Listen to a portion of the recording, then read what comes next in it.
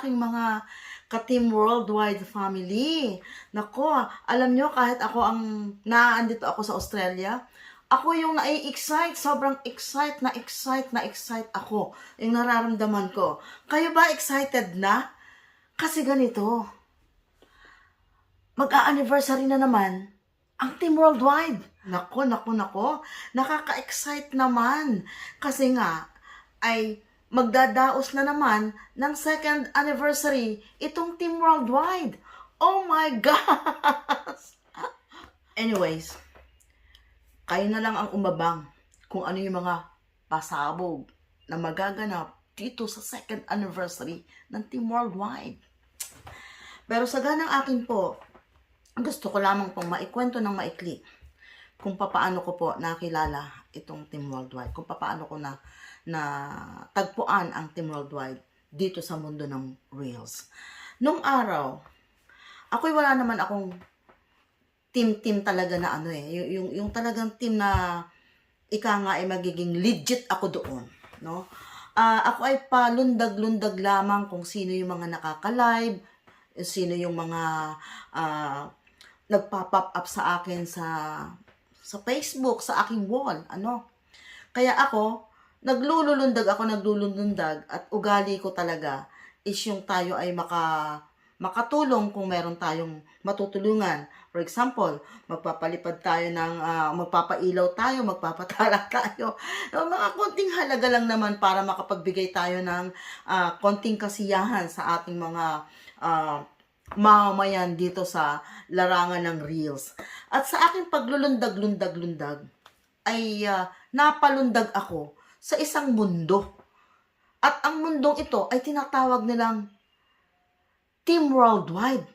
At ngayon international na. Kasi bakit? Ang Team Worldwide ay nagsimula lamang sa Pilipinas. Pero ngayon, laganap na ang Team Worldwide.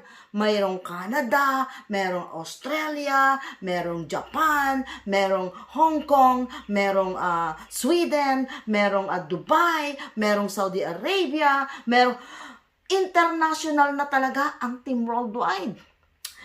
At ang Team Worldwide na natalunan ko, ay ako'y nagulat. Sabi ko, ano ba tong natalunan ko? Bakit ganito? Ganyan. Anyways, gusto ko lang sabihin na I'm so blessed dito sa Team Worldwide na aking family.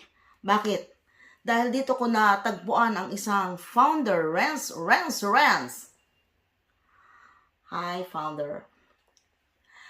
Na ubod ng bait, ubod ng mapagmalasakit, ubod ng mapagbigay, ubod ng lahat na yata nasa sa kanya ng kabaitan Oo, napakamatulunging tao. Itong si founder Renz.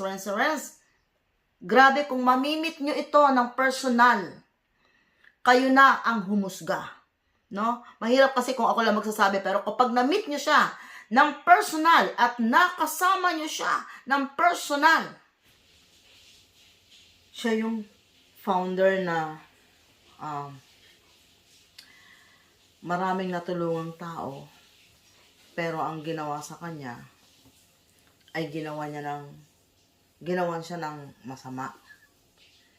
Kinalaban siya, pinilit siyang ibagsak, siniraan siya ng mga taong minahal niya, ng mga taong ika nga ay kinupkup niya, ng mga taong ika nga ay pinaglaanan niya ng panahon, ng oras at pagmamahal.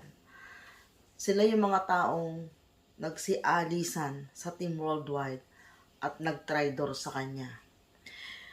Pilit siyang binabagsak sa loob ng 1 taon, mahigit.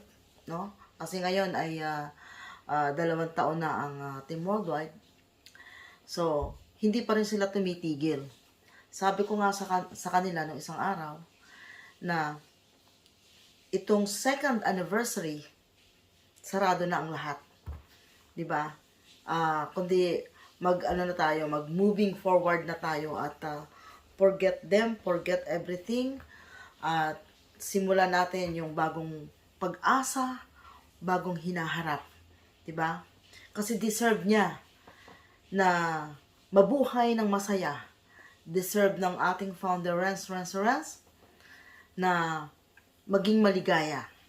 Kaya naman kaming lahat na mga legit na mas lalo kaming dumarami, mas lalo kaming tumitindi ang pagmamahal namin sa aming founder Renz ay dahil nakikita namin na pinaglalaban din niya kami upang kami maging matatag.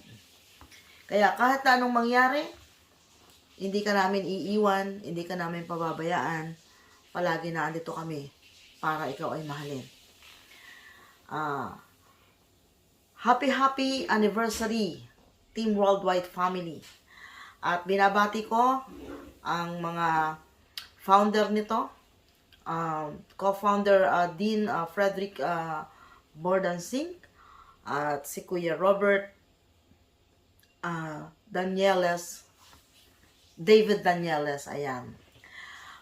Happy anniversary sa inyo. Mega love shout out Essie Diche, Aileen Aloro Cañas, Inday Garutay, Inday Leonida, marami pang iba.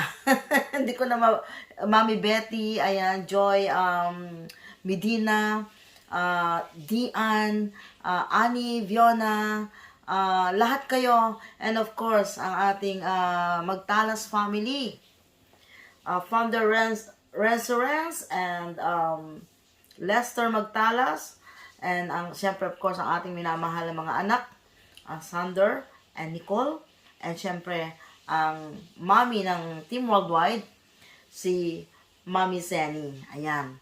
Happy anniversary po sa inyong lahat.